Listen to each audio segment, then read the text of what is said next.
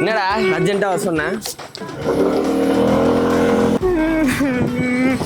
ஆள் என் கூட பிரேக்கப் பண்ணிட்டாடா. என்னடா சொல்ற?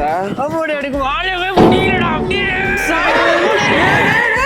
மச்சான், நானும் இனிமேல் தாடி வளர்க்க போறேன்டா. டேய், அதுக்கு முதல்ல தாடி வளரணும்டா.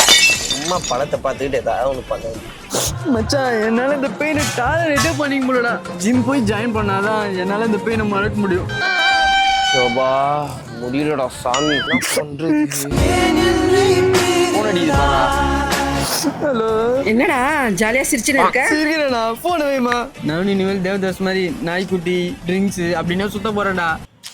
சோ பாவம், என்ன பண்றதுன்னே தெரியாம லூஸ் மாதிரி பேசியா. நீ ஒன்றும் ஃபீல் பண்ணாத மச்சான், உள்ள நான் இருக்கோம்டா.